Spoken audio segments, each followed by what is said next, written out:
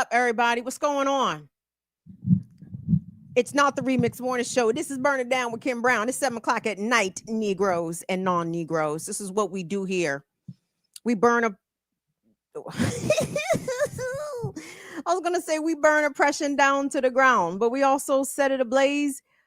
We also do a lot of things around here, gang, and apparently there's a lot of things in need of being done. Welcome to the program. We've got a good one in store for you tonight. Thank you all so much for making the time to join me and hang out, and I'm going to do my best to bring to you from my vantage point 1 mile away from the Washington, D.C. line, let's say 5 or 6 miles away downtown from the action, right? Or at least some of the action. The action is all over the city, unfortunately.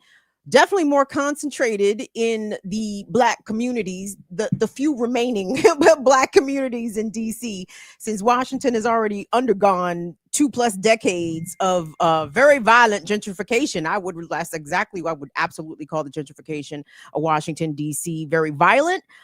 It was and has been a coordinated conservative and liberal effort. And now, Trump is in office. So Trump is like, the fuck are y'all waiting for? Get these niggas out of here. Okay. And that is exactly what seems to be the driving strategy behind this federal surge and basically takeover of the nation's capital. One of the nation's few remaining majority. Well, I'm sorry, that's a lie. Sorry, look at me lying to y'all already.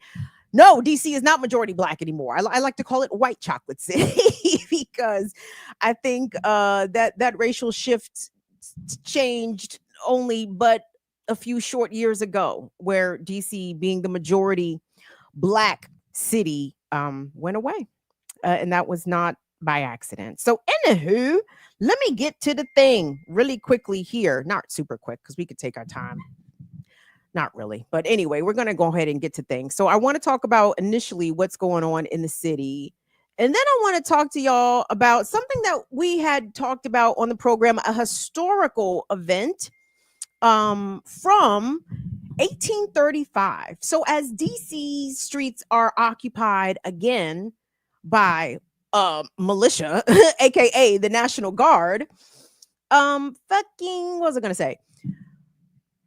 In 1835, when Trump's favorite president, Andrew Jackson, was at the helm, there were some racial uprisings that resulted in the snow riots.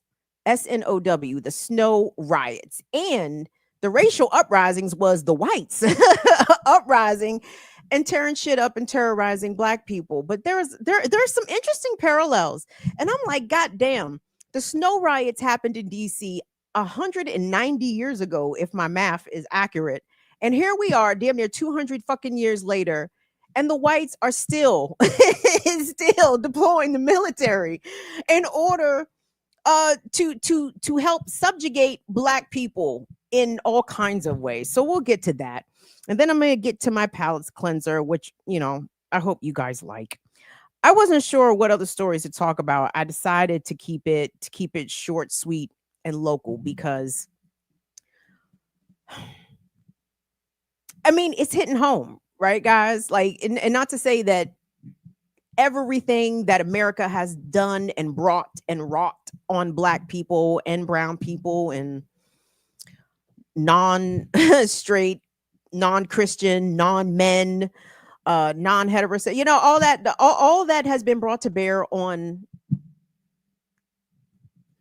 the marginalized people of this country. It's like, oh, well, this is now look at in 2025, this is our turn to experience what this looks like more violently and maybe more strategically executed, I can't say. So let me do something here first. Let me welcome y'all to the program again, because if you can't tell, I'm a little high because I'm not exactly sure how to deal with not only the information that I'm seeing in that I'm taking in, but it's like I'm thinking about the future here in the short and in the mid and in the long term, because it's like I'm feeling real big fight or flight vibes, right? And if it's fight, then what does my role in this fight look like? And what am I willing to risk and or sacrifice in this fight, right? Because it's either fight or get fucked, right? So, I mean, So if you're going to fight, how far are you willing to go in this fight? What are you willing to do in this fight? These are the questions that I'm asking myself. And I'm sure a lot of people in this area are also asking themselves. So hold on. And an opportunity to give myself time to slightly sober up so my thoughts can come together, a little bit more quickly, a little bit more than that cannabis delay that I think some of you all may be familiar with. But y'all professional smokers out here, y'all don't get stuck, y'all don't get slow. Y'all the type of smokers, y'all can go to work and shit and function at a very high level. I hate all of y'all high functioning fucking weed heads because I've never been able to do that. I have to do weed on my off time because goddamn.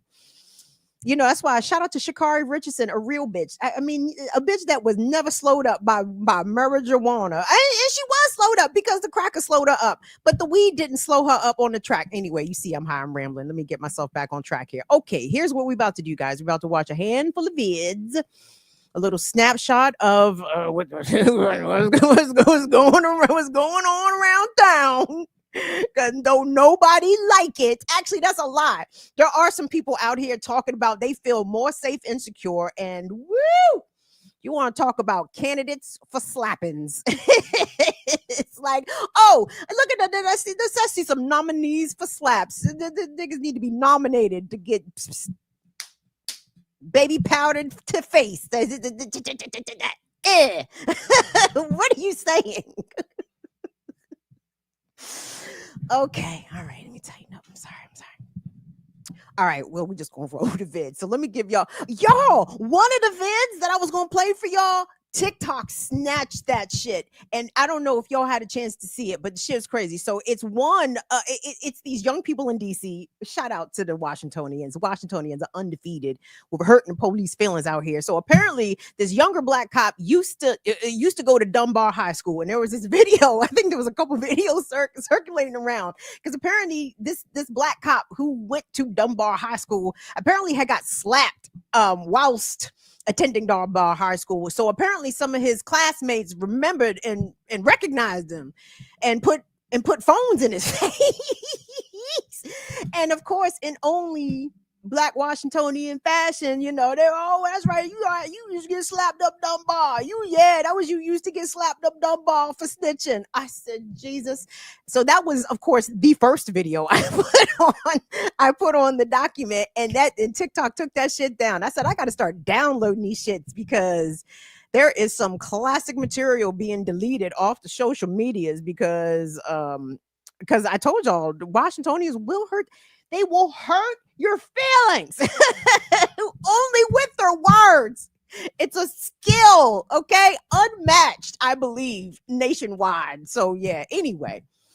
All right, I'm done rambling. We'll go ahead and y'all will figure this shit out. Let me give y'all some content warnings, some trigger warnings, because you're going to see some police brutality in a couple of these clips.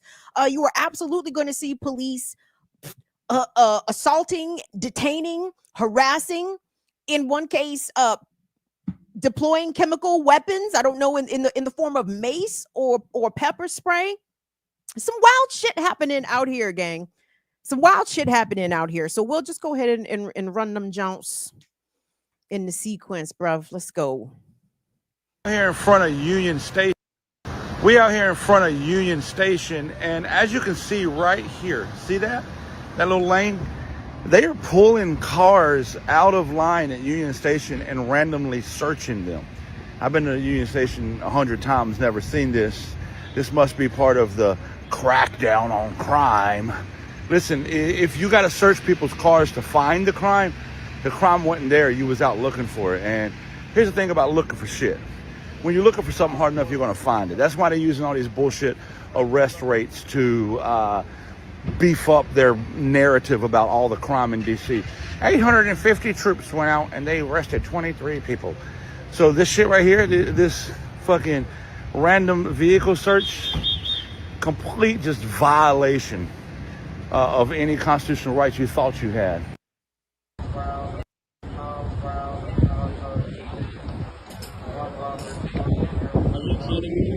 Whoa. Fuck you guys. Get the fuck out of our city. You're not welcome here. Get the fuck out of Feel here. fucking ashamed of yourselves. Cosplaying lures bastards. Fucking fascists. Fucking cowards. Get the fuck out of our city. Get a fucking job. Get a real fucking job. Yeah, you smirk. You little shit-eating grin right there. Think this is funny, huh? You're fucking tough. Get out of here. Yeah, just harassing people trying to make a living. That's real tough of you guys. Yeah, you're really defending the homeland. Good job, little fuckers. Get the fuck out of here. Hey, why y'all arrested him though? We don't got the right to know that? None of us do? But y'all can wait now. He's an adult. Where are they from? You don't know? How you don't know where they from? The federal government. What agency? You don't know? Homeland Security. Homeland Security. Wow. That's what it said on the radio. It said his place for valid. So you pulled him over for no reason? They did not say that. It did not. That was a different scooter. Just being truthful. I mean, I don't get into the lies. We just asking why y'all I'm not arrested telling him. you the truth. They're not valid. Why Why are you guys helping them though? Why are you guys helping them though? They're not their attorney. Have a good day. I'm done. I'm Just done. go fuck yourself. A motorized vehicle that's not supposed to be on the street. That's what I'm doing. So what are y'all going to do with this bike? I'm going to have it. They're coming to get it. I'm up on the stop. Can I grab his keys and move? Nope.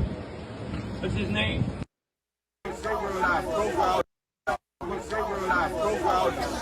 Oh!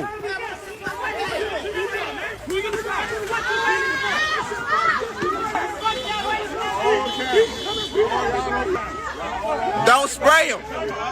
Don't spray him. Don't spray him. Oh! Oh! What the?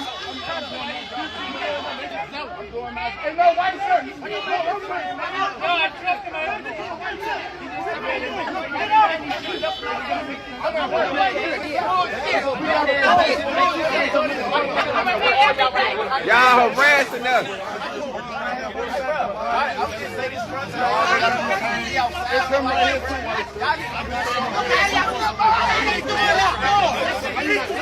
Stop spraying them.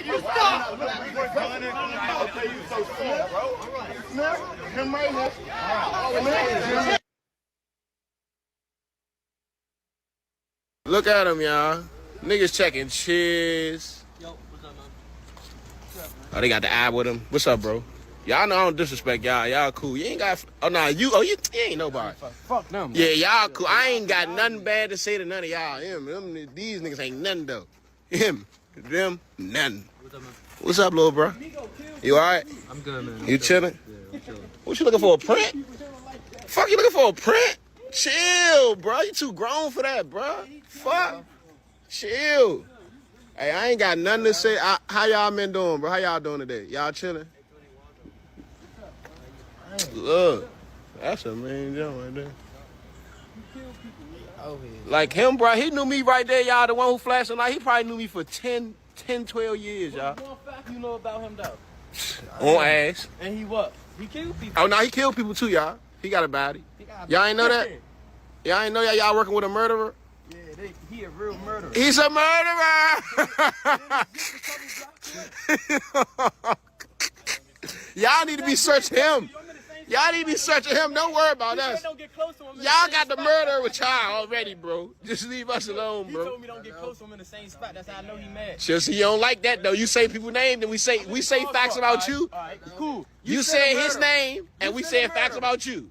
You still a murderer. He say, shut your bitch ass up before I start talking shit about you. And you a murderer, bro. Nah, you fucking my camera up though. Oh. I just want to show him we going out. Shout out to Trump, man. We got the best protection in the fucking world, man. Shout out to Trump, bro. I swear to God, be feeling so safe when y'all ride around, bro.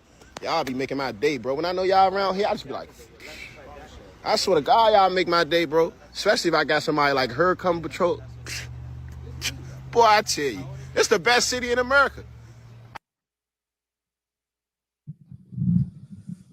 A mix of a lot of different emotions in that assembly of clips there, y'all.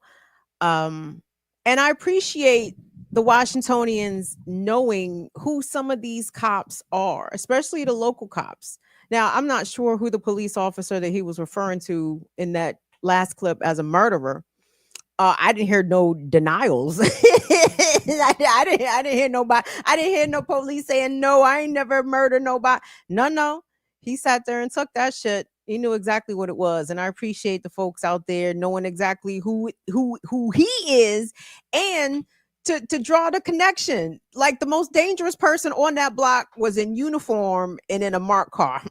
Okay, and drawing a salary off the taxpayer dole, right? The most dangerous, obvious killer out there was none other than one of Metropolitan Police own. And as you guys see, that it's Washingtonians, it's DC residents overwhelmingly, in my opinion, so far that are bearing the brunt of this federal crackdown. It's people that live in the city. And I tell you one thing, guys, as much as I'm highly disturbed by all of this, because I know who it impacts and who it directly affects. The fact that this is like very close, you understand? And just because I'm in Maryland, I keep telling y'all Maryland is not as progressive as advertised, first of all.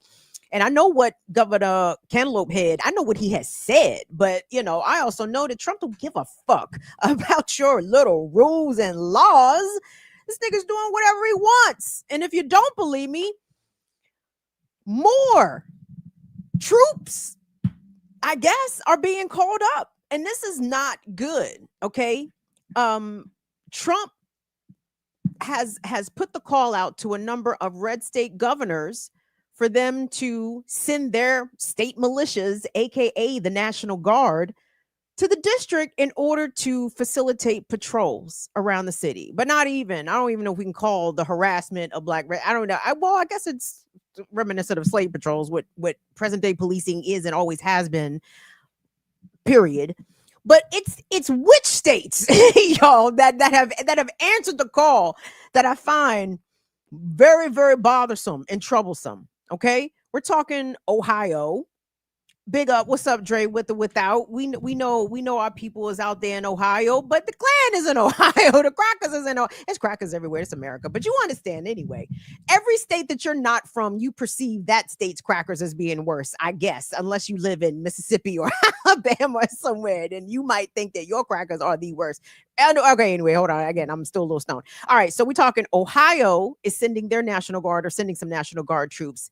Louisiana sending some National Guard troops. Mississippi also sending some National Guard troops. We already know West Virginia sending some National Guard troops, but it's the sending of the South Carolina National Guard that perked my ears up. And I'm gonna give credit where credit is due. Let me refer. I do have a TikTok account. If I say I'm on TikTok, that's overstating it so much. Like I don't post nothing on TikTok. I'm too busy watching TikTok. How can I fucking create anything when TikTok is constantly entertaining me, right? I'm so enthralled by the people I get to watch on TikTok. Anyway, one of the people I've started following is this historian, this white dude. His name is Tad, nigga named Tad. Tad Sturmer. I mean, he looks very white and he sounds extremely white. His name is very white, but the bruv has got some politics with him. You know what I'm saying? And he's a historian. He's even a local guy, natively, etc. He worked at Johns Hopkins, etc.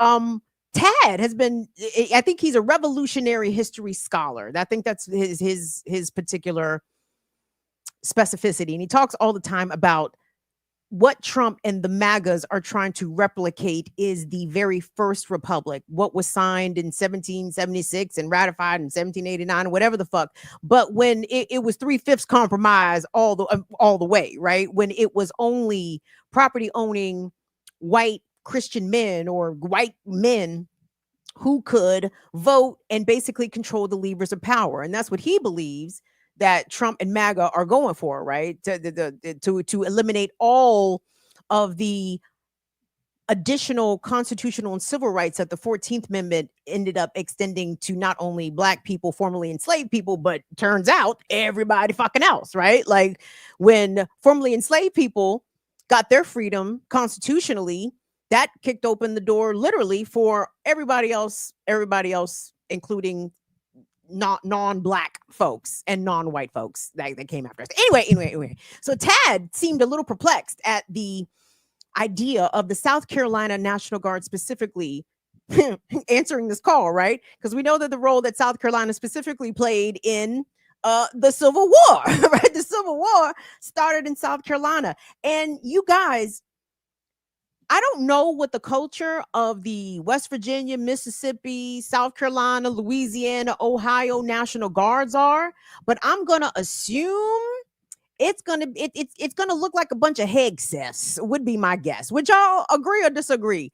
I'm guessing it's Hegseths, right? So they about to send 1,000 more Hegseths. Hold on. Wait a second. Stop. I have to laugh, or otherwise I would fall on the floor weeping. They're about to send 1,000 fucking Hegseths to DC.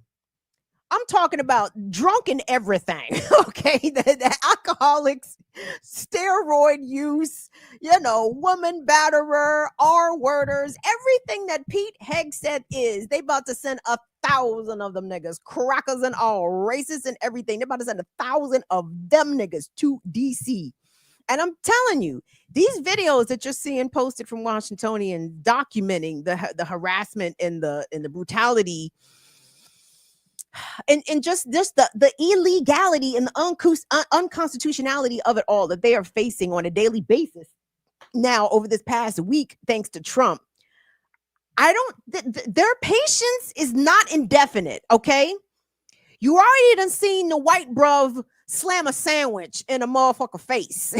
Okay, he done slammed the sandwich right in his chest. Okay, nigga, that was the first shot. That could actually be the first shot of the Civil War. Instead of a bullet being fired, it was a foot long. The first sandwich was tossed by Sean the Don Dunn. I gotta tighten up. I'm sorry, I'm a little stoned. Okay, I'm sobering up slowly but surely. Hold on. So no, seriously. So you're sending all these cracker militias to Washington, D.C., where it's plenty of black people in D.C. in the immediate surrounding areas that do not play that shit. Okay. Now, niggas obviously don't want to go to jail. Niggas do not want to get into some very bad entanglement with these folks. But at the same time, y'all, people, what's the saying that I totally meant to look up and verify, but I forgot because I got stoned because I got high. Kim, why ain't you do your research because I got high? You were supposed to look up who said the quote, but then you got high. And now I'm about to fuck it up. What? And I know why. Why, Kim? Because I got high. Because I got high. Because I got high. La-da-da-da. Okay. The quote that I'm about to fuck up is those that would trade their liberty for security deserve neither. If you think, and there are people, we're going to see some local packages here too, because I'm I'm also quite perturbed at the local media and the way it's being covered. That's why I'm so glad social media does exist, so I can at least know that it's not what's being propagated by the local news media. But damn, I forgot what I was going to say. But if you would trade your liberty, if you would trade your freedom for security, you don't deserve either one. And there are folks in the city that are talking about the sight of these alphabet boys in unmarked cars rolling 4 to a car, 5 cars deep, makes them feel secure. And I said, you silly, silly fucking fools. Look at how some people, not all, obviously, we have some resistance out there. This is not being accepted without pushback and some confrontation, but still there are some folks that are open arms with the tyranny. They're like, oh, tyranny. Tyranny, oh, tyranny, you make us feel so safe. by the way, I wonder, I need to watch the French news, because fucking Zelensky and all the EU niggas was here. Macron, Keir Starmer, all them fucking bitch ass niggas from the EU, and Zelensky was in DC. Did anybody ask them niggas what they thought about the federal occupation of America's nation's capital. Was that on track? Is that in accordance with NATO rules? Are we in compliance? Don't nobody give a fuck. I wonder if the French media or British media or any fucking media ask the world leaders from the European Union what they thought about America's federal takeover of the nation's capital, where only black, brown folks are being stopped and frisked. I ain't seen a white stop yet. and in none of these videos, ain't no whites getting shook down. Isn't it funny how that works? I guess the white people just committing no crimes. Said the most naive little puppy ever. So anyway, hold on. Let's get back to let me put y'all on to what the local news is saying here. So we're going with this Channel 9 package first. WUSA Channel 9. CBS affiliate here in Washington, D.C. Now, as these local media outlets go in the nighttime, again, because the quality of some of these TV stations, their morning broadcast, the quality it can differ greatly from the evening broadcast. And I won't get into that because I am real big auntie energy right here watching the local news and critiquing them niggas, but whatevs, y'all will deal. So anyway, Channel 9 does better at night in the evening news, 5-6 o'clock news. They tend to have reporters, in my opinion, that ask better questions of elected officials. They do a better job than the other stations in the market, regardless. So when I saw this report from a relatively new reporter to the market, a black guy named Lionel Donovan, I was actually I'm a little loath to even come down on the bruv like that because because I'm a nice person. Believe it or not. Believe it or not, I only want to hurt people's feelings that deserve it. I'm not sure this man deserves it, but he said some things that I kind of find a little unforgivable. So Will, do me a favor, pop up the joint, and then put me in the little joint.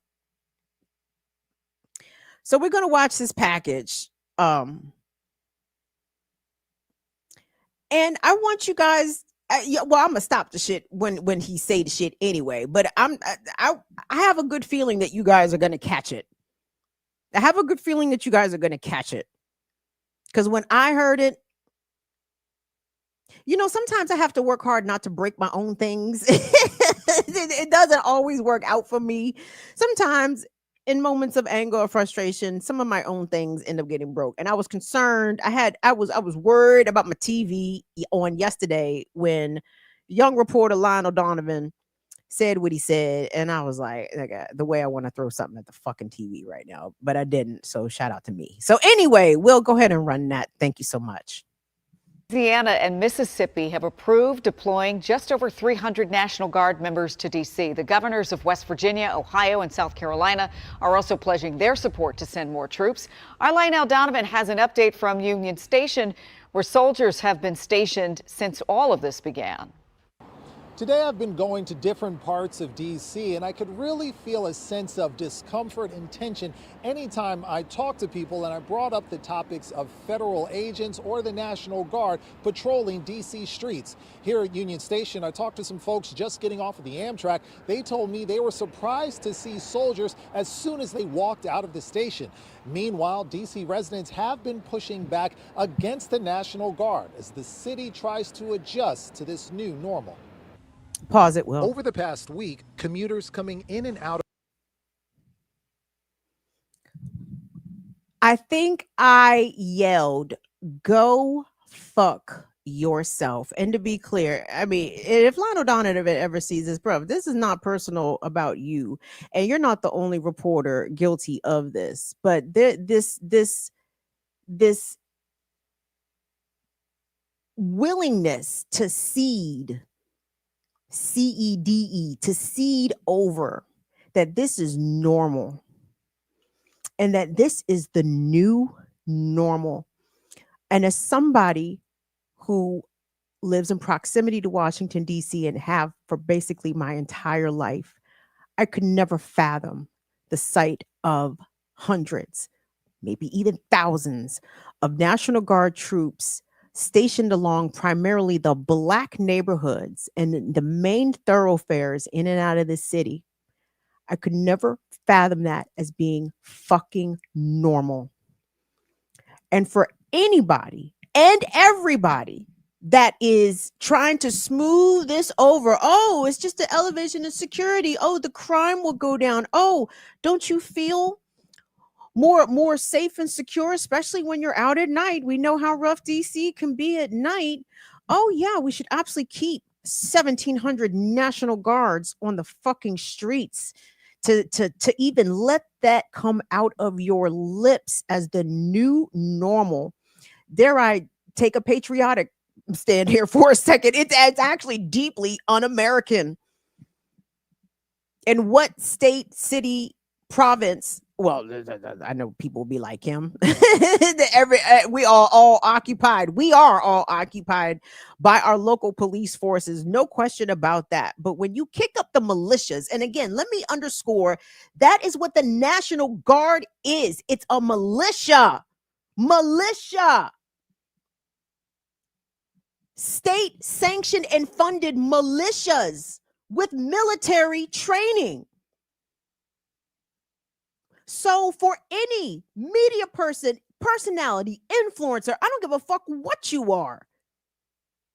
Don't you dare just let us slip into the fucking dystopia and report on that shit like it's every like, oh, did you know we're down here at 13th and G where they're opening a new Starbucks? Like, yeah, that's how this motherfucker reported that shit. As residents are trying to get adjusted to the new normal.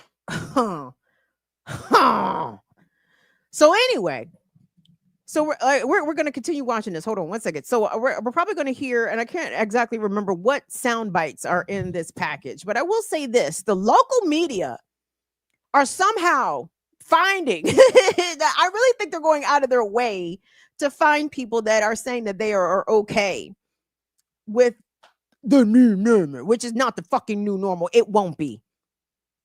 Washingtonians are not going to stand for that. Marylanders and Northern Virginians, shout out to the Tidewater. I don't think y'all taking this ride up here to fight for your kinfolk, but you understand, like, the DC metro area is not going for this shit indefinitely. This shit will not be the new normal, I promise you. And if there is some historical symbolism in sending the South Carolina National Guard to this fucking city with these Negroes, oh nigga, oh nigga, oh nigga, oh nigga. Okay, let's continue on with the package. Well, thank you. Union Station have had to get used to this scene. Soldiers in military Humvees standing guard. And the last time I saw the National Guard in DC was September 11th, so it's surprising. The president says the soldiers are here to help bring down crime in the district, despite official data from the FBI and DC that says violent crime is down from last year. Since last Monday's announcement, National Guard soldiers have been spotted walking the streets and patrolling the metro. While some are apprehensive about the soldiers in DC, they're hoping that some good can come out of it. I think that it would take the crime rate down. Hopefully that once they leave, they don't have to come back. They won't extend it, you know, but they had to do what they had to do. Will, stop it. Stop On it. Saturday, protests. Stop it. Stop it. Y'all. So whereas the phrase, this is the new normal, infuriated me, enraged me. When my good sis, my good uniformed sis says, also with the deadpan, right?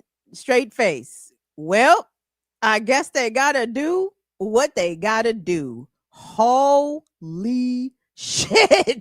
That my good sis, this is not the attitude. That is a defeatist mindset. Okay, that is not a prosperity mindset. That is not how you get and achieve great things and good things for Washington DC and the community out here. Let's hope they don't have to extend it, my sis says. I mean, based on what metrics? And I know, and this is the reason I get it. Like, every time, not every time, but a lot of times, I'm hearing my Black Liberation Media comrades in the back of my head, right? I'm hearing them on my shoulders and shit. You know what I'm saying?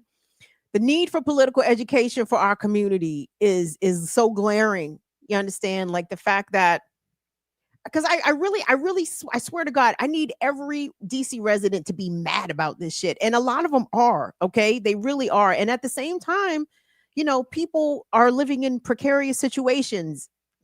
Even people that are living in so-called nice neighborhoods, right? Trump laid off 300,000 government workers, federal employees, right? Niggas is out here making sure that they can still provide as the kids go back to school next week.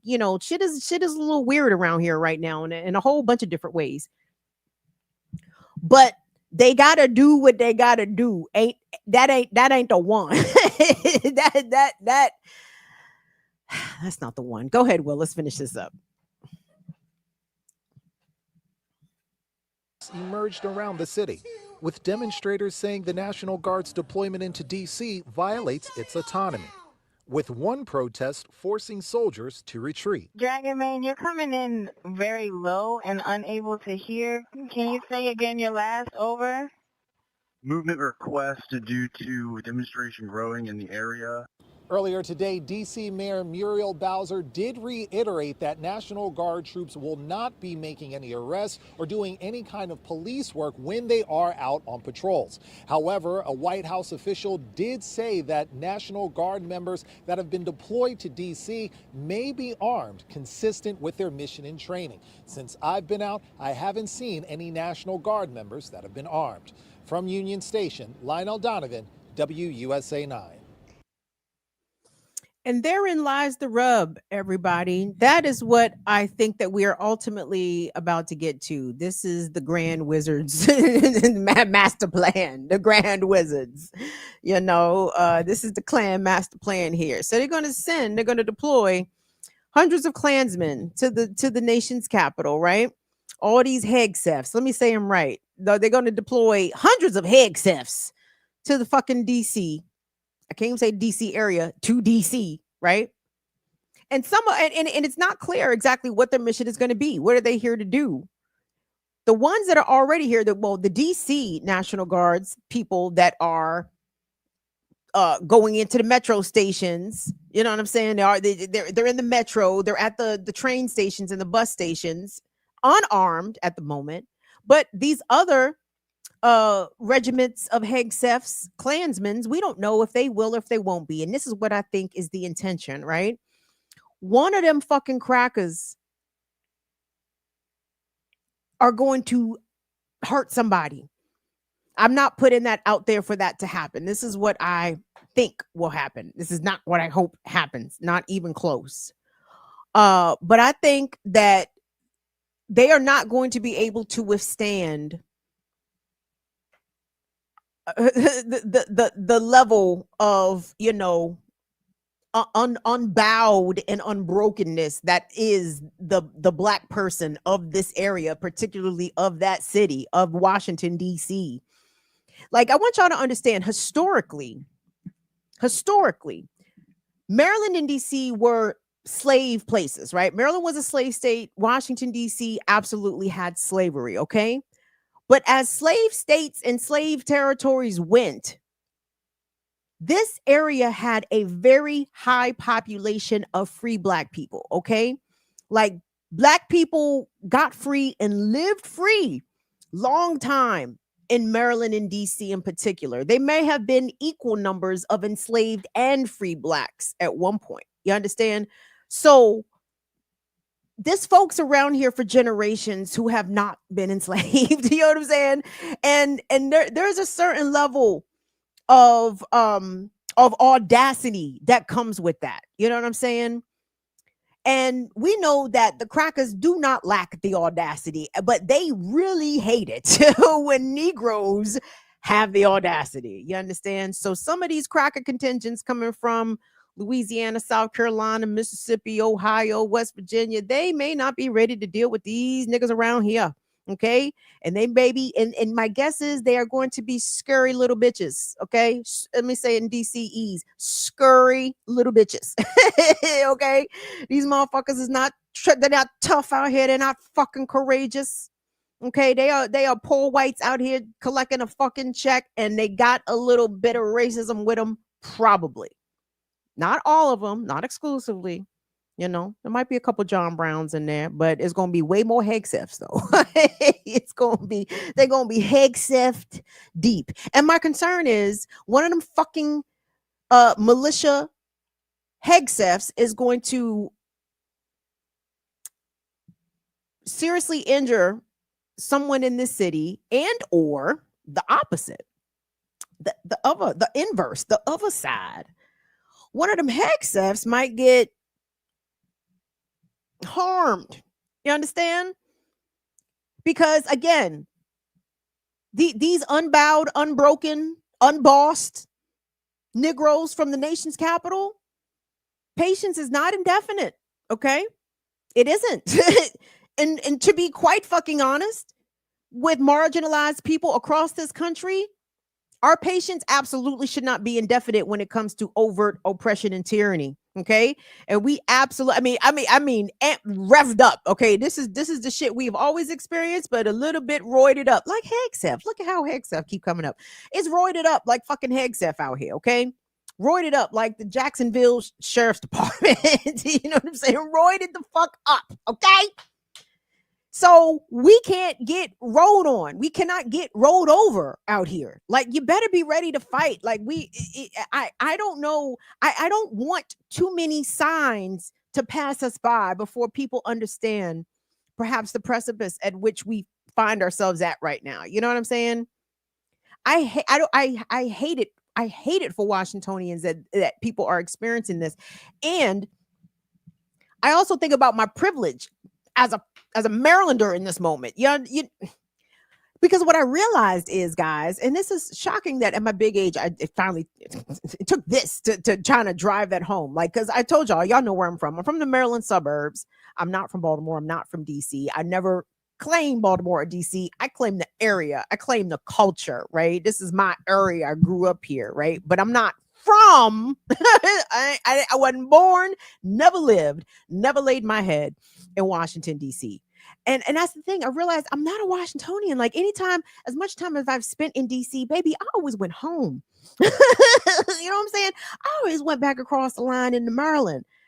You dig? And now I'm realizing, like, you know, DC is its own entity right now. And I want DC to know that y'all are not standing alone right now. Like, as much as Maryland and Northern Virginia has rolled our coattails culturally off of DC, we will not abandon DC right now. But hold on, let me get to this next media package. The shit bothered me. I know Will is like, this bitch is going to ramble forever. Let me hurry up and get through this shit. Okay.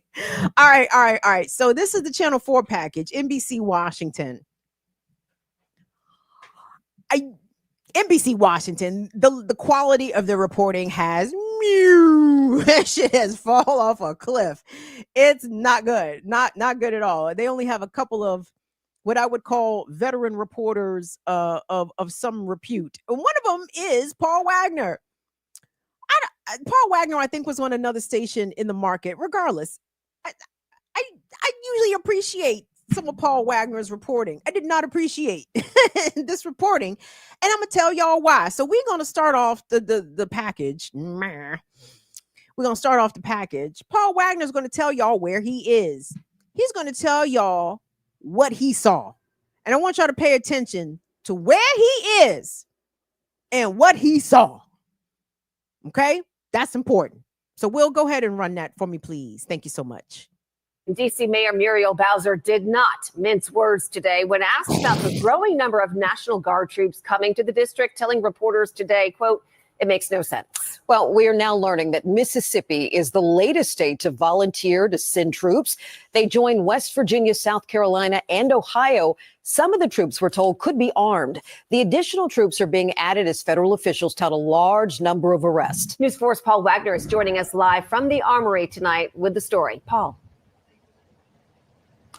Hi there, DC Mayor Muriel Bowser clearly very unhappy with having troops here in the city. And now we've learned, as you mentioned, these troops coming from Mississippi, where the governor put out a statement saying clearly crime is out of control in the city and something needs to be done about it. Here outside the Armory, I did see a couple of dozen troops getting onto a bus a little while ago. They were wearing flak jackets, but I couldn't see sidearms, and I didn't see any kind of weapon at all, no rifles. But where they were going, well, that's unclear.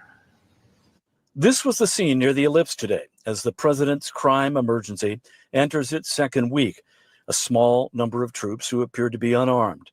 Over the weekend, we learned in addition to the 800 D.C. National Guardsmen activated last week by President Trump, the governors of West Virginia, South Carolina, and Ohio, all red states, were sending as many as 800 more, a decision that did not sit well with D.C. Mayor Muriel Bowser. This doesn't make sense.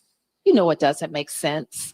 The numbers on the ground in the district don't support 1,000 people from other states coming to Washington, D.C. You know that. The mayor said Pause it real it's quick, Will. not logical. Pause it real quick. I want to be clear here. Y'all heard the news anchors starting off this package saying that the mayor did not mince words.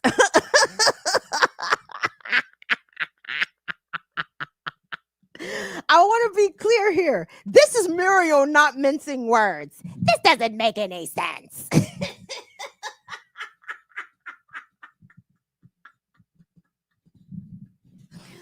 This is Muriel not mincing words. It doesn't make any sense.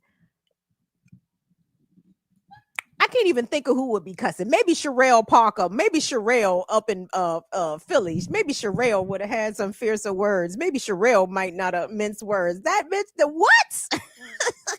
Number one, I don't even know what the opposite of not mincing words is, right? So let me start there because I was trying to think of what's the inverse.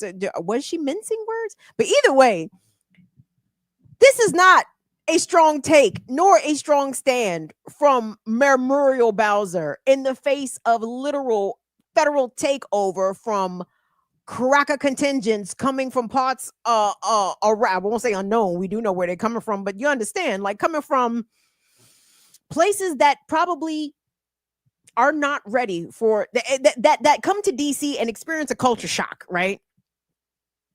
And this is Muriel not mincing words. This doesn't make any sense. It's illogical. Okay, well, baby, keep trying to apply logic to crackerism, okay? That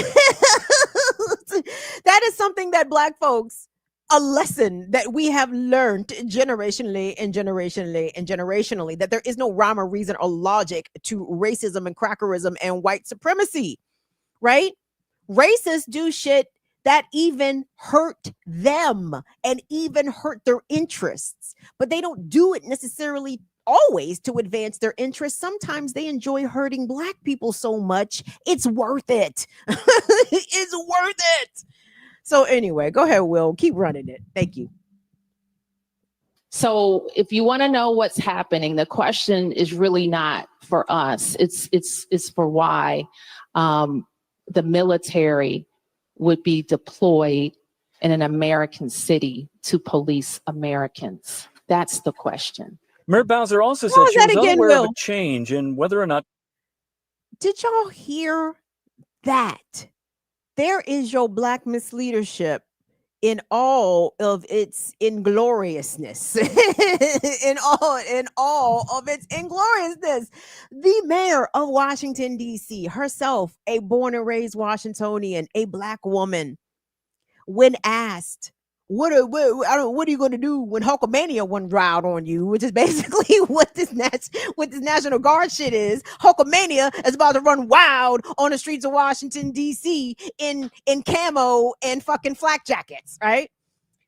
When asked, Muriel Bowser says, really, the question isn't for me. Paul, I don't know why you asking me this question. Really, you need to ask for why. For why? It's the military being deployed on the streets of an American city. No, Mayor Bowser. Washingtonians want to know, what are you willing to do? Like, what are to what lengths are you willing to fight for the rights of the residents of this city? And it's obvious Mayor Bowser is not willing to go very far, if anywhere, to stand up and protest. And even, again, like Brother Kamal said this morning on the Remix Morning Show on Black Liberation Media, even if it was fucking performative, bitch, go out there and get arrested. Go take a stand. Say something bad about Trump, which she refuses to do, by the way. Like you are, this is the perfect example of playing the game. And let me explain to y'all why I abhor. This is that fucking corporate culture fucking bullshit. I abhor the concept of playing the game. You got to go along to get along. Well, bitch, you're going to go along and get the whole fucking city took by squadrons of Hegsefs, okay? And now the National Guard absolutely does not answer to the mayor, the DC National Guard, that is, does not answer to the mayor, answer to the president, if I'm not mistaken. Who go fight on behalf of Washingtonians when fucking Hulkamania, Hegsethomania comes to run wild on the streets of Washington, D.C.? Go ahead, Will. Thank you. Troops would be carrying weapons. So far, they have not been seen with pistols or long guns. As for who's in charge, the mayor says Chief Pamela Smith is in charge of the police department, but she has no control over the National Guard. As far as communication with the White House, I think we're 7 or 8 days into this situation and it evolves. Earlier today, posting to X, Attorney General Pam Bondi said just this weekend there were 137 arrests, while FBI Director Kash Patel, posting to X, said just last night federal partners made 69 arrests, while the D.C. Police Union, also posting to X, said in the last 7 days, crime has fallen 8%. It's unclear if arrests made by ICE are included in those numbers. Now, a couple of other notes. The mayor today did say, as far as this working with federal partners, that she said the coordination could be better between D.C. Police Chief Pamela Smith and the federal agencies that are out here working on the streets.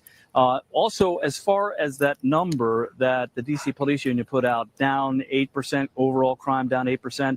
Well, Ted Oberg back at the station was doing some number crunching today, and his numbers appear to show it a little bit differently, that it's down 6%. We did reach out to the police union for comment, but they have not gotten back to us. That's the latest here from the Armory. Now back into you. All right, Paul, as we work to continue to sort those numbers out, we know that we heard your report about the mayor saying that Chief Smith is in charge of the D.C. Police Department. But the question we're trying to figure out, who then is in charge of these National Guard troops that are now being deployed to the city? Yeah, that's the question we're trying to get answered. I tell you, a week ago, when we heard that there was going to be troops possibly coming here to the city, I did reach out to the public information officer here at the Armory, and that person did respond. And we did get some statements emailed back to us. But today, I twice reached out to the public information office here at the Armory, and so far I've heard nothing. So we have questions, we're just not getting answers. I know you're going to keep on hammering away with those questions for us too. Thanks, Paul. Thank you, Paul. Thanks, Paul. This is Democracy Now. Hey, easy. Shout out to Democracy Now! Too. If you guys recall, I asked you to note two things at the beginning of Paul Wagner's stand-up into his package. I wanted you guys to note where Paul Wagner was and what Paul Wagner said he saw. Paul Wagner was but for that report per Monday, August 18th, that's when that package was from. Paul Wagner said he was down at the DC Armory. That's where the National Guard stages, right? He said he was at the DC Armory and he just saw a couple dozen National Guardsmen get into a bus and pull off, right? That's what he said. He said he saw them board a bus and pull away, okay? And then at the end of the package, he said the spokesperson or the public information officer for the DC Armory, representing the National Guard, he's trying to reach out to them about where the Guard is going to be deployed and what they're going to be doing. And I said, Paul Wagner, my nigga, if you saw the fucking National Guard get on the bus, why didn't you follow them? Reporter, Mr. Journalist, Mr. Journalist, hold on. I was watching that shit yesterday. I said, my nigga, if you witnessed them, you saw them, you and your cameraman standing right there looking at them niggas get on the bus and pull off. And nobody's getting back to you about where they're being deployed and what they're going to be doing. My nigga, why didn't y'all just go follow them niggas and see where they was going and see what the fuck they was going to be up to? Y'all, journalism is cooked out this bitch. It is cooked out this bitch. Okay. Now listen. Now I sit here and do my reporting / ranting from the wonderful comforts of my air conditioned home. I understand that, but baby, were I able-bodied, were I resourced, it would be a different fucking situation. I need y'all to understand that. Okay. So when I see this able-bodied white man with a contract with the NBC affiliate in Washington D.C. stand there with a company truck, right? And ask, well, and say that we're not getting the information back from the proper channels about, what these guardsmen are going to be doing. My nigga, you just saw them drive away. Why didn't y'all follow them? And to be clear, every single goddamn news outlet in this city is equipped. All they news trucks got all the bells and whistles and shit. You understand? I see them when it snows and the Beltway and 95 is shut down. Them niggas is in the trucks doing their news reports with the camera mounted or the cell phone mounted right there. My nigga, why didn't you follow them to see what they were doing? This is the state of journalism, guys. Resourced journalists don't even put on their thinking caps sometimes. Or maybe he didn't fucking care. I don't know. Maybe he didn't really give a shit what they were doing. Maybe they was out of gas. I don't know. Maybe a bunch of things. Let me try to give Paul Wagner and NBC Washington the benefit of the doubt. Psych? No. I was annoyed with my local media yesterday. I was highly annoyed, like really, really annoyed. And for some of them, it's still the local media reports, the local news broadcast, the morning broadcast, the evening broadcast, them joints is giving big don't look up energy. Okay. If you know what I'm talking about, the Netflix movie about the meteor and the whole world was like, wow, a meteor. That sounds like a bummer. Anyway, you guys gonna watch Love Island next week? Oh my God. And no one really gave a shit that the meteor was coming. But that's kind of what it feels like here. It's like, oh, well, there's a big calamity. Something is percolating, bubbling, rumbling. Like something's about to happen here. And the local media is like, no. We don't know what they're doing. Well, since we didn't get an official statement from the military, I guess we just can't report on this shit. I mean, how can you be a news operation under fascism unless you only report the press release and the official statements? Jeez, you can't go out here and fucking find news. Whoa, that's not in the rules. Let me take a break here. I'm sitting here yammering, running off at the yam. But we in serious times, everybody. This shit is serious out here. Serious. Well, I saw several boxes roll up. And I'd like to thank everyone. Hold on. Before you grab the boxes, let me let y'all know. If you want to support what we're doing here, I ask you first and foremostly to do the free things. Subscribe to the channel. Like the video. Share. Like my brother Ear Doctor says, share like a care. We take free here all day. Any free, give us free. We accept your free. Thank you so much. But if you got a little bit more than free, we'll take that too. $, BIDWKB. That's us on Cash App. Venmo at BIDWKB. PayPal.me/BIDWKB. We'll take that too. Patreon.com/BIDWKB. Or you can do what the cool kids have done here tonight, and that's run us some super chats. And real quick, let me shout out to Trey D. Thank you so much for your consistent, persistent support of the channel. We certainly appreciate all that you have done and sent. And thank you, and thank you, and thank you. Wilbert, what we got? We got 200 people in the chat watching us live. We want to shout out to Infinite Content, said peace, Kim, Will, and the Fire Fam for all the trolls. Keep rage watching the stream. We appreciate the hours. LOL. We appreciate you, Infinite Content. Oh, he just dropped another one. He said, to be fair, Kim, the news media has had practice being blind for events blind to events from their Gaza coverage. I'm just saying. Speaking of truth, say that. Big shout out to William Reddish. He said, big up to Burn It Down fam and team. So. Thank you, William. Appreciate you. Thank you, Infinite Content. Infinite Content. What's going on with the Decepticuts, man? What's going on with the Decepticuts? I'm worried about the people of Philly. Worried about Philadelphia right now. So shout out to Philly. Shout out to 215. Love y'all, Philly. Love you. Y'all look out for each other up Philly, man. If you got a car, you know, try to help out your folks if these Decepticuts are I can't even say causing inconvenience because they're really very disruptive. You know what I mean? Just wholesale disruptive to families and folks, and it's some crackers. And that's some cracker shit, right? Because it's the fucking crackers in Harrisburg holding up Deceptive funding.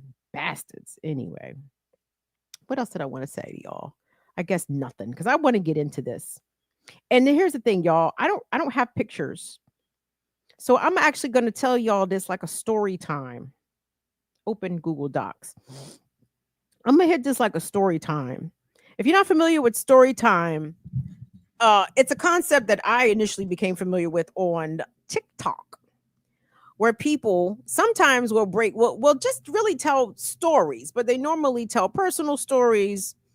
They're usually very revealing stories, intimate stories. I don't necessarily mean sexual, but, you know, very deeply personal and, you know, sometimes a little traumatic. And people tell these stories and they call it story time. Well, I'm not doing story time about anything pertaining to me per se, but an historical event that I have talked about here previously on this here program is going to result in my story time, because from 1835, you know, there's no YouTube clips. I didn't have no TikTok links from 1835, and trust me, I probably could have found whatever the fuck. But yeah, but I think I can tell this story pretty well. I ain't going to hold y'all, okay? So let me start off like Sophia Petrillo.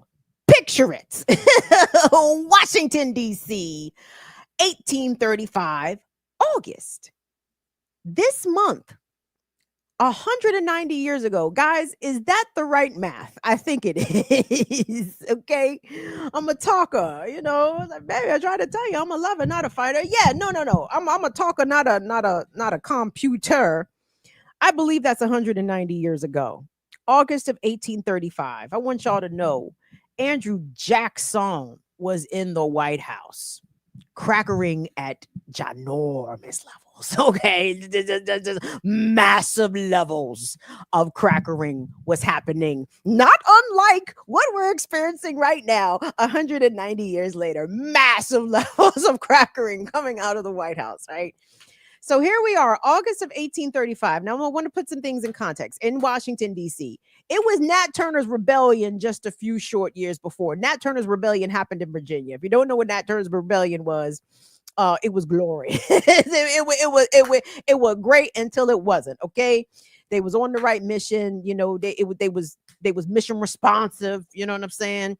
And then I think some suckers sold them out. I don't know, but anyway, so you can understand.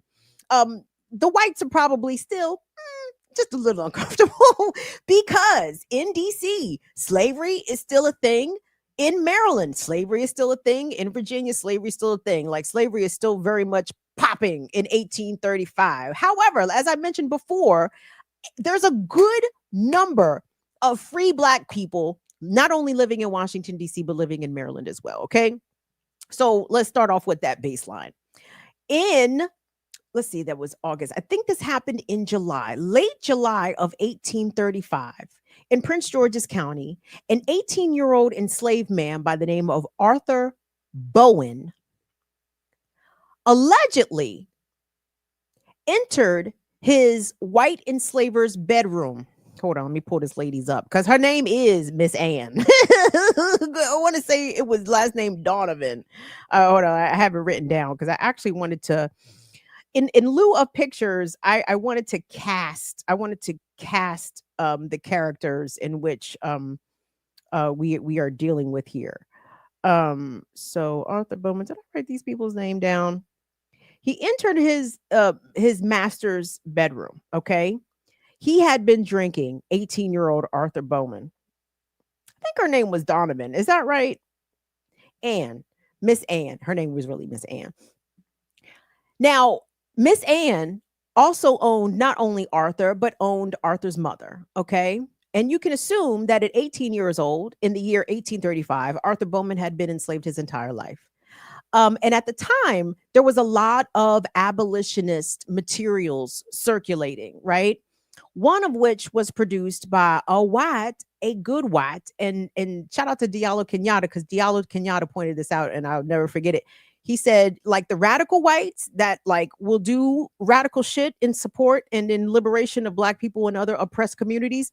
Yeah, they don't tell y'all those radical whites' names in the history books, okay? Like they don't want y'all other whites. They don't want y'all moderate on the fence whites to get no fucking ideas. They don't want y'all to know that there have absolutely been more before and since John Brown. And Reuben Crandall was one of those. Reuben Crandall originally from New England is a doctor. Pardon me, let me get this man's title correct. Dr. Reuben Crandall was a physician who moved from New England down here to DC. And he was an abolitionist. Nigga was pissed. He was unhappy with how Black people were being treated. He took tremendous moral issue with the institution of slavery, and was about trying to garner up more support and momentum for the abolitionist movement. Okay. So the events of July 1835, where young enslaved Arthur Bowen, inebriated, entered Miss Anne, his enslaver's bedroom, bearing an axe. Okay. And to be clear, Miss Anne was not in her bedroom by herself. Apparently, Arthur's mother was also in the room with her, and Miss Anne's own mother was in the room. So 3 women in the room, one of whom were Arthur's mom. Arthur never swung the axe. Arthur never struck anyone with the axe. According to reports, he never even threatened Miss Anne with the axe. But the fact that this Negro, this Negro showed up drunk and coming in this white lady's bedroom, Miss Anne freaked out. She escaped, I suppose, or exited the premises. And long story short, Arthur was arrested and held and put on trial, right? Thankfully, he wasn't harmed. Which I find incredible. Maybe because he didn't actually hurt Miss Anne, probably worked to his benefit. But I suspect, and I'm not sure here because there's different reports. And Will, when you get the opportunity, the link that I put on the doc, can you drop that in the chat for me, please? The article, if Latif hasn't done it already. But according, somehow the people that apprehended young Arthur assumed that he had undertaken this act of bringing an axe into his master's, I don't fucking know the proper terminology there, but into his master's bedroom, where obviously a Negro male shouldn't be, right? They thought that he did that because he was inspired by some of this abolitionist propaganda, some of which was being printed and disseminated by who? Dr. Reuben Crandall. And when the whites said, "Oh, hell no, this Yankee is down here stirring up our niggas," they said, "We won't hang him, and we gonna hang him high." So Reuben Crandall, white man, Dr. Reuben Crandall, is on the run like Noriega, on the run eating, because he's being chased down by a lynch mob. of angry whites. The whites furious. Racist cracker whites trying to kill their own, trying to murder their own. But that's how they would do, by the way. Like, whites were not, other whites, radical left whites, especially abolitionist whites, were not exempt from the violence of those that still wanted to uphold the institution of slavery, regardless. Okay. They did not catch up with Reuben Crandall. Why? Couple of reasons. The mayor of DC called out the DC militia, exactly, to help quell the rioters, okay?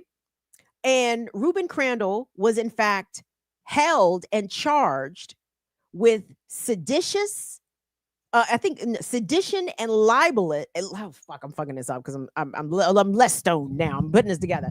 He was charged with sedition and libel and trying to incite enslaved and free blacks. These are the charges that were levied against Dr. Reuben Crandall. And guess who levied them charges? If you said Francis Scott Key, the composer of the national anthem, the fucking Star-Spangled Bitch banner, you'd be right.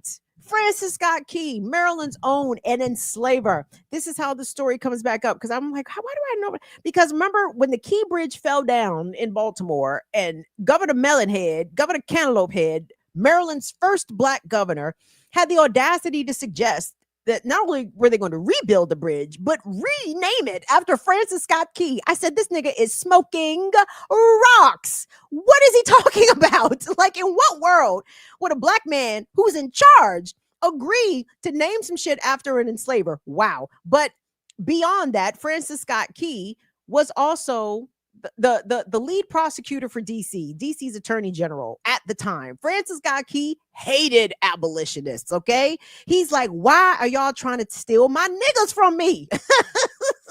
I hate y'all so bad. Y'all keep trying to take my niggas away, and I'm not going for it, right? Said Francis Scott Key, the author of the goddamn Star-Spangled Banner, of which children are indoctrinated to learn in this fucking country. Miss me. Please get me out of here ASAP. Anyway. So Francis Scott Key done brought Reuben Crandall up on charges, sedition, libel, you inciting niggas. Nigga, we're going to hang you. Dr. Crandall's bail was so high, he had to remain in DC jail. Jesus Christ. He had to remain in DC jail for 8 months, okay? In the interim, but we're going to get to the resolution of his trial in a second. So hold on. But when they was looking for Reuben Crandall, let's go back to when he was almost lynched, okay? And the DC militia had to get called out. Because the lynching crackers, the crackers who were bloodthirsty, the real bloodthirsty scum. Isn't that funny how Trump uses this language? I said, sir, are you referring to your own people? you must have recently read some U.S. history, because you are absolutely describing the whites of this country when you describe them as bloodthirsty criminals. Anywho, so because the bloodthirsty lynch mob of whites did not catch up with Reuben Crandall, they said, oh, wait a minute. Did y'all hear the rumor that uppity nigga who owns that restaurant down there on 6th Avenue and Pennsylvania Avenue, 6th Street and Pennsylvania Avenue? Y'all heard that uppity nigga was talking shit about our wives and daughters? Let's go over there. This is why this event in DC in August of 1835 is called the Snow Riots, because the restaurateur, a free black man by the name of Beverly Snow, owned one of the schmanciest restaurants in DC in 1835. It was called the Epicurean Eating House, okay? This nigga was fancy, okay? Beverly Snow, born into slavery in Virginia, no longer a slave by 1835. In 1835, Beverly Snow and his wife are out here stunting on these hoes. Okay. Like, they got all kinds of fancy shit on the menu at the Epicurean Eating House. These niggas is serving up pheasant. They are serving up caviar. They got French sauces. These niggas got champagne. They got good wine. Like, woo! I'm telling you, the free Negroes of Washington, D.C. were doing it, and the whites hated it. They couldn't fucking stand it. They were so mad. Okay. So the rumor had reached these marauding lynching whites, by the way, who happened to be a mix of, I'm guessing, local yokels, but a lot of them were actually workers down at the Navy Yard who at the time were experiencing some intra working class but racial opposition because enslaved black people and some free black workers down at the Navy Yard were working for less wages than the white workers. So the white workers were pissed because they felt as though the niggas are coming to took our jobs. They took our jobs, is what the whites hollered. They took our jobs. Hollered the whites, right? So they was already pissed off. And then that fucking nigger lover, Reuben Crandall, had the audacity to spread this propaganda around the area. And now these niggas is breaking into white women's bedrooms and the shit is out of control. And that uppity nigga, Beverly Snow, got that goddamn nice fucking restaurant that none of us can afford to eat in. Let's go tear his shit up. And that's exactly what they did. Actually, apparently it was a rumor, alleged rumor, that Beverly Snow had said disparaging things about these workers / lynch mobbers, wives and daughters. And at first I was quick to be like, oh, because we know how many black people literally were lynched off of lies, right? Like Emmett Till lynched off a fucking lie from Carol and Bryant. But then I thought about it. I said Beverly Snow probably did say something. He probably did. He probably did. Beverly Snow was from Virginia and has spent a good amount of time in Washington, D.C. Yeah, he probably actually did say something slick about them them white Navy Yard workers' wives and girlfriends. I'm sure it was not flattering. And it got back to the white mandem and they was furious. So they came over to Beverly Snow's Epicurean eating house and destroyed it. They drank up all the champagne, drank up all the wine. Beverly Snow barely escaped with his life, though he did escape. The crackers never caught him. Escaped all the way to Canada. Ended up having a great life. Shout out to Beverly Snow. An interesting story, no doubt. But anyway, so that is the abbreviated story of the Snow riots. So I find it interesting that 190 years later, here we are in DC again, staring down tremendous crackerism in the White House, right? Ginormous crackerism in the White House with the militia, aka National Guards. And I might even stop calling them the National Guard because that's too cleaned up of a name. You know what I'm saying? No, the state militia, us plural, are coming to occupy the streets of DC. This time not to put down violent whites, but to put down relatively calm blacks, which, only makes sense if you're trying to affect some sort of takeover or perhaps even some sort of permanent displacement or something even more nefarious that we haven't even thought of. But I'm like, why does this keep happening? Why does this keep happening? Why is it almost 200 years later? And, oh, wait, hold on. Also, I left out a very important piece of what happened in the Snow riot. Shame on me. Shame on me. Beverly Snow did escape with his life. But of course, the bloodthirsty lynch mob of white supremacist crackers would not be appeased if they didn't do more destruction. And in fact, Black Washingtonians had their homes, churches, businesses burned, destroyed, stolen. For days, the whites marauded throughout Washington, D.C., destroying parts of the city where free Black people had begun to establish their lives as free people, right? Living independent, creating their own businesses, creating their own schools, creating their own opportunities. We have always done this. Like, we Black people in America have always created something out of nothing. And no matter how much we create, big or small, racist whites will come and try to erase and destroy it. And that is exactly what happened in the days in August 1835. The whites rampaged through Black DC and tore shit up and destroyed things. I'm pretty sure. I can't. I don't know if there was an official death toll in those uprisings. I'm not even sure if anyone died, to be honest.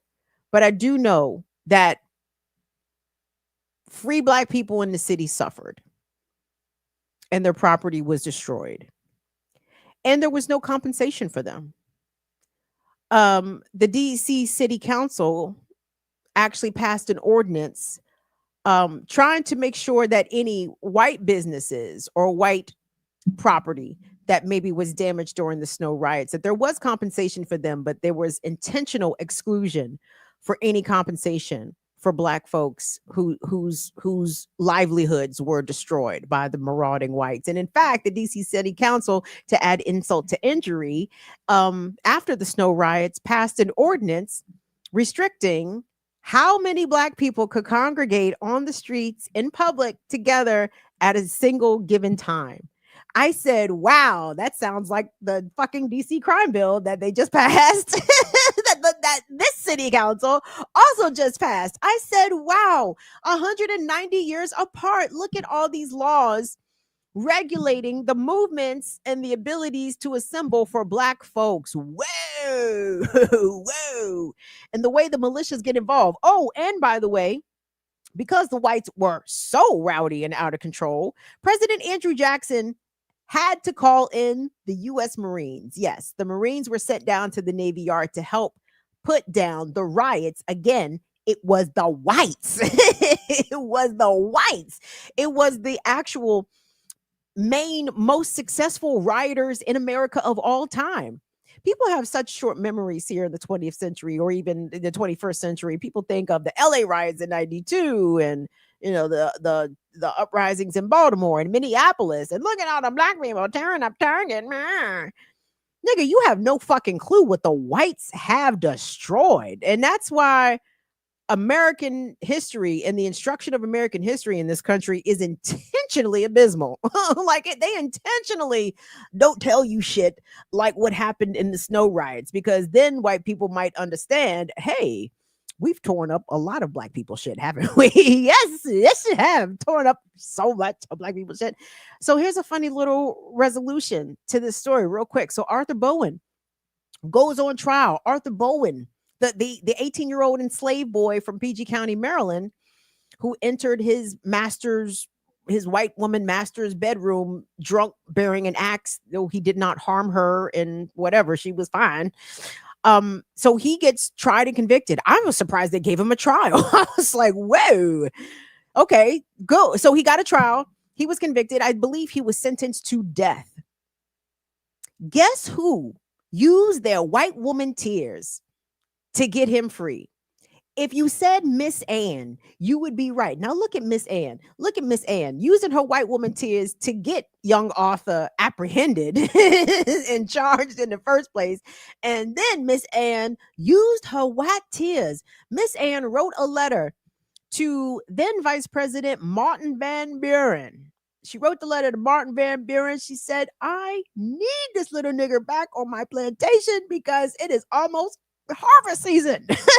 Don't put him to death. He ain't no good to me dad.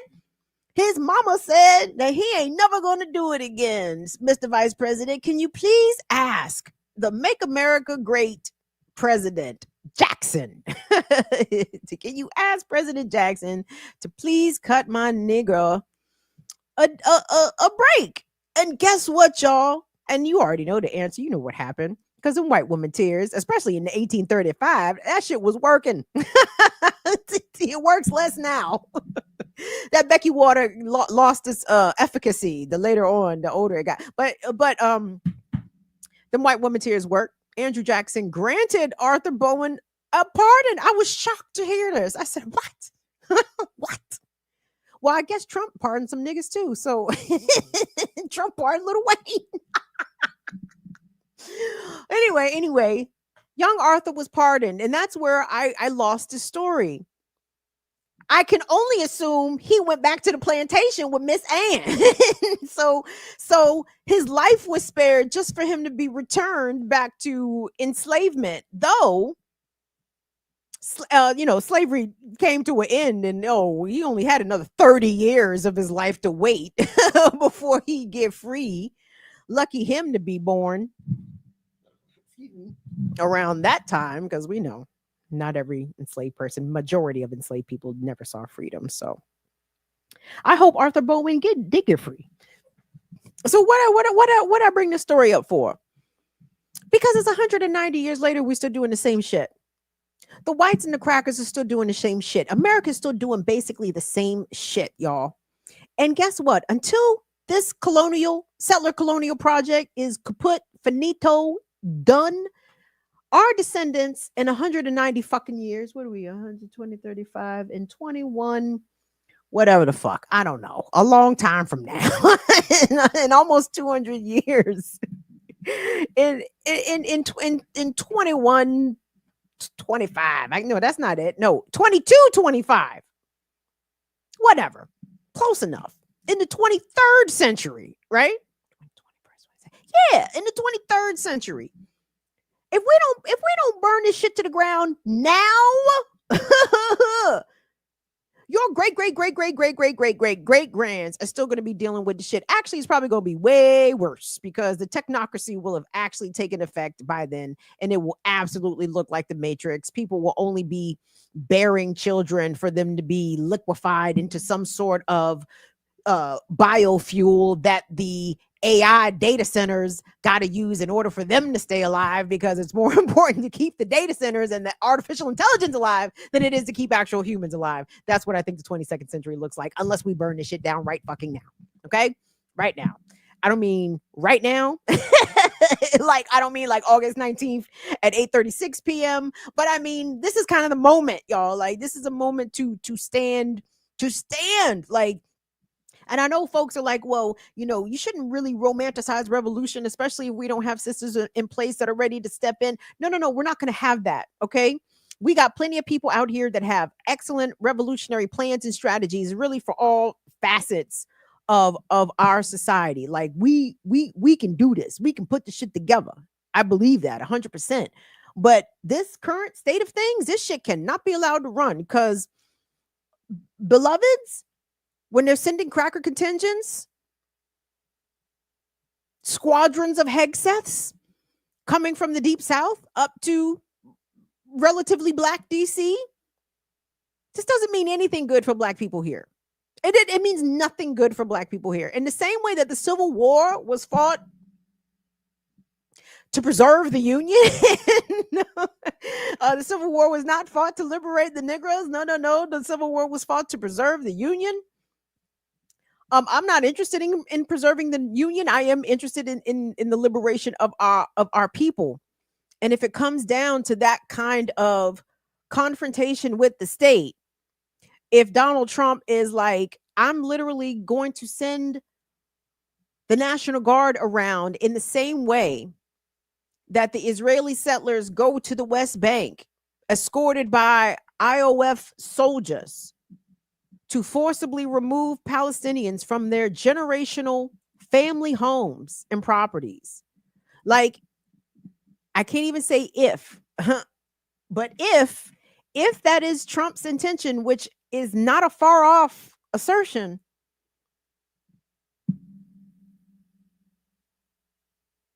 everybody gonna be out there with cameras, or everybody coming to document it? Or, I mean, I'm just asking for a friend. I'm just asking for a friend. We can't be bystanders to our own forced displacement and worse. So there's that.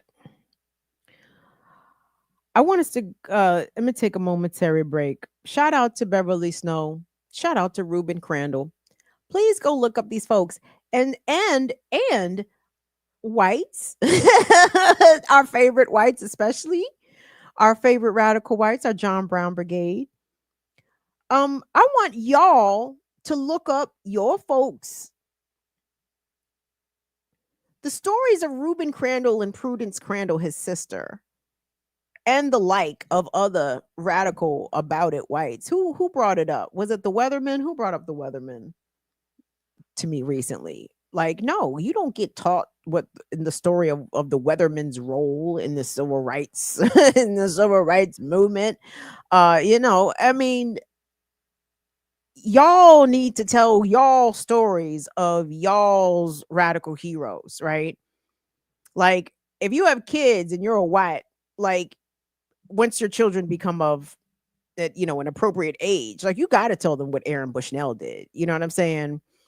Like, you gotta lift up those kind of stories. You gotta tell the folks. What was the guy in the Pacific Northwest? I think his first name was Michael. His last name started with the R.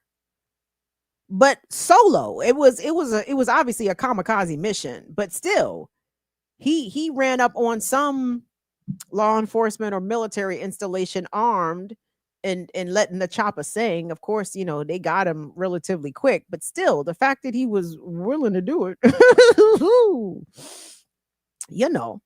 So I want y'all. That's the political education I want to hear from the whites, some of our whites, our whites, give us that radical white history. So the other whites, might catch a feeling. You know what I'm saying?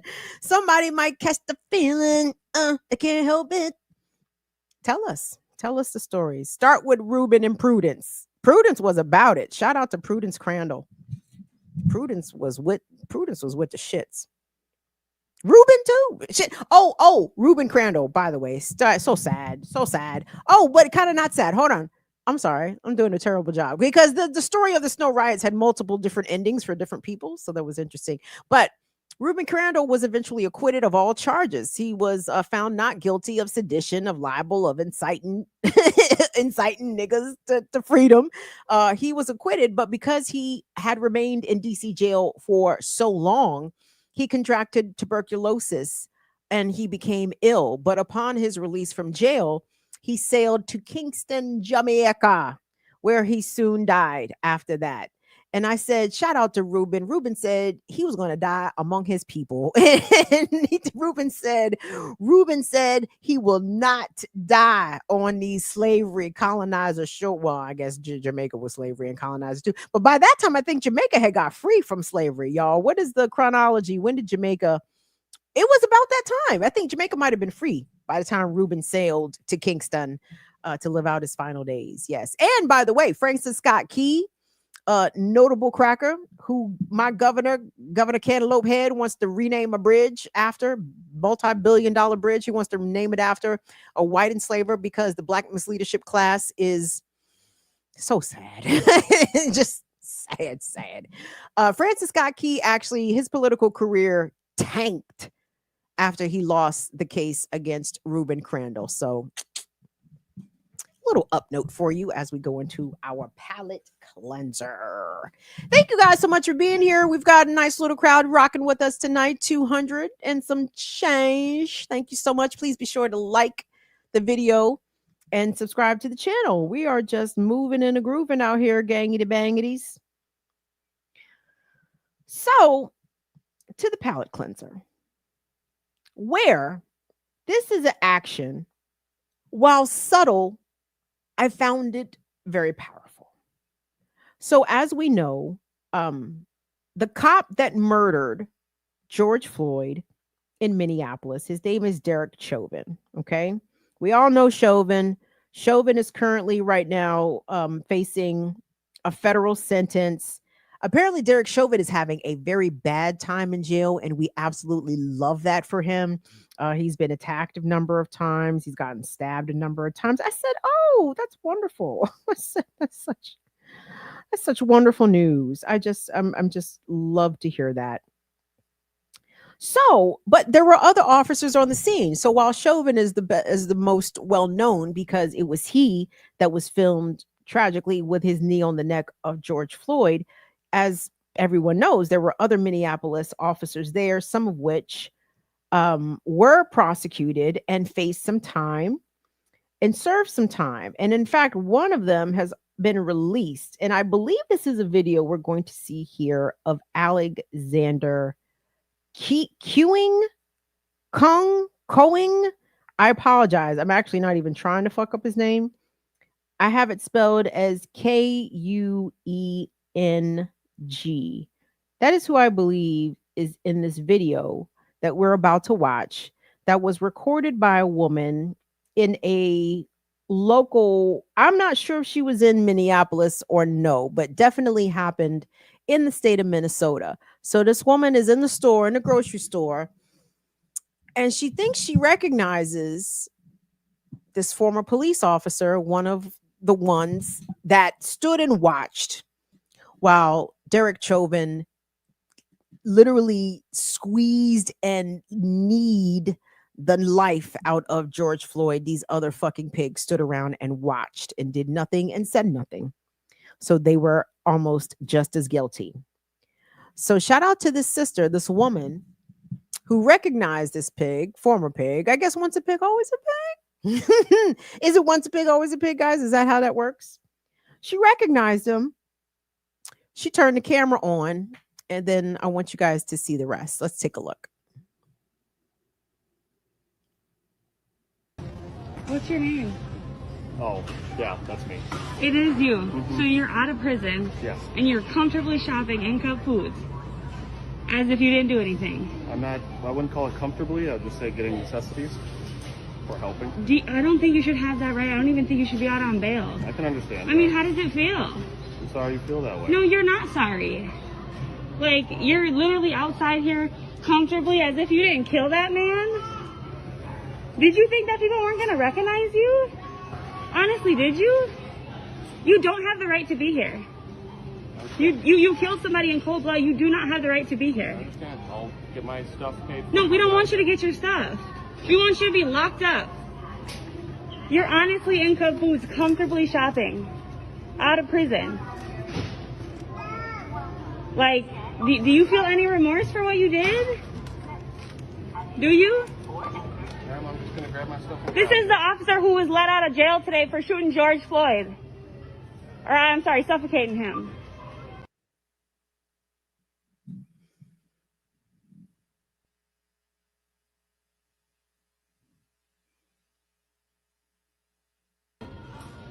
You're not going to be able to comfortably go around Minnesota like this. I pulled up the picture. I knew it was you. It's just like, he was there when they were killing him. And it's just like, this is crazy that you're here just thinking everything's okay. I mean, you don't want to apologize. You don't want to say anything. Like, no. Because this video is going to be on the internet. Yeah, he has the nerve to literally come outside thinking that we don't know what he looks like. How dare you? You're not going to be able to comfortably live in Minnesota after this, or anywhere. And you will be going back to jail. Trust. Trust. Yeah, he bailed out. How'd you get the money? How'd you get the money? And you're lucky that they don't have your address. You're lucky that they don't have your address. Hi. This is one of the police officers that was involved in killing George Floyd.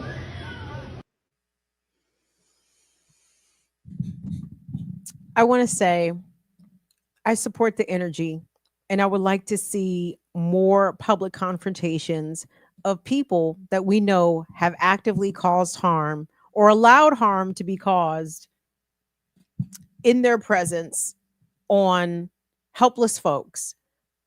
I loved this, and again, it may seem like a small thing, turning the camera on and announcing to the grocery store that this is one of the cops that stood there while George Floyd was suffocated to death, and he did nothing. And yes, he is guilty of criminal charges at the federal and state level. And he will continue to face some sort of repercussions from the criminal justice system, but it's not even about that. You see the privileges that these cops get, right? Let it have been a civilian who murdered George Floyd and other people stood around, other black people, for example, had stood around and watched George Floyd get killed. It would have been all kinds of accessory after the fact, murder accessory after the fact. Those black people would have been looking at long stints, long stretches in jail, not the cop.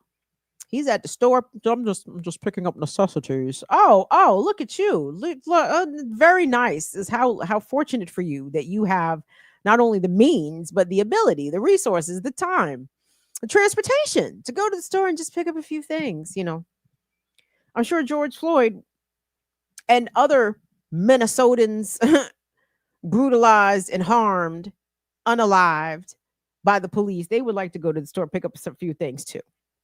But they can't. And there are a lot of cops, guys, a lot of cops, let's say even former cops, because really a lot of them are no longer police. But the ones that we know that have murdered our folks, like I'm thinking of like Darren Wilson, the guy who murdered Mike Brown. Oh, fuck. What was that fucker's name who murdered Tamir Rice? First name Timothy, can't remember his last name, but he left Ohio trying to get a job in Pennsylvania. And shout out to those local radical whites. Those local radical whites was like, fuck no. I think Timothy Loman, I can't remember. But the point is, though, this. Everybody's Googleable, beloved.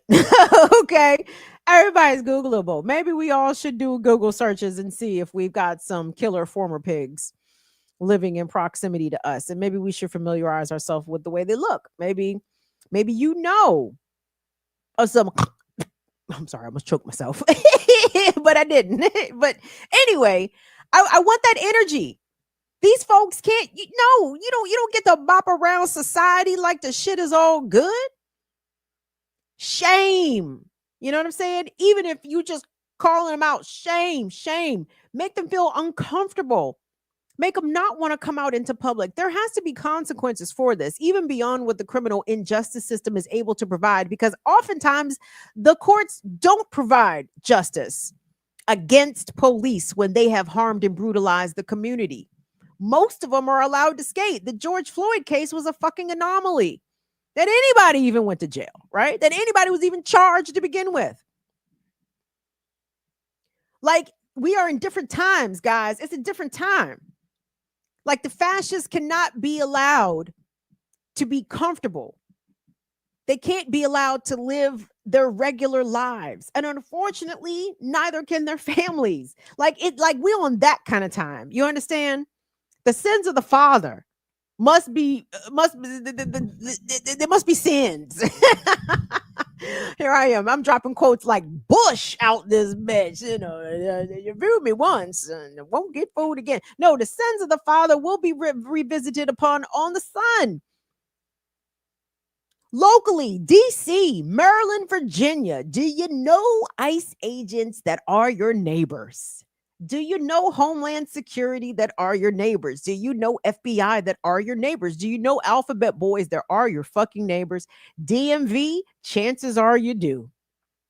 Chances are you do. Okay? Don't bring them niggas the wrong mail. when their mail accidentally gets delivered to your house, you don't bring them their mail. You don't even put that shit back in the box. You don't even nope. You throw that shit in the trash. You throw it away. I don't say don't open it because that's against the law. But the time for neighborly courtesies for people that are openly participating in fascism, like, we can't normalize that. There's nothing normal about that. You can't engage with these motherfuckers in a regular way. You can't speak to them when you see them leaving out for work because you know exactly what the fuck they're going to do. Okay? Ain't no more head nods for Tim when you see Tim pulling out his driveway. There's no waves for Tim's wife, okay? Your kid cannot go over Tim's house to hang out with Tim's fucking kid, okay? It's that kind of time. Like, it's that serious. Because these pigs, these police, these feds, these Homeland Securities, these National Guards, they need to quit their fucking jobs. If they need to feel social isolation and some sort of if they themselves and their families feel socially ostracized, you should quit your job.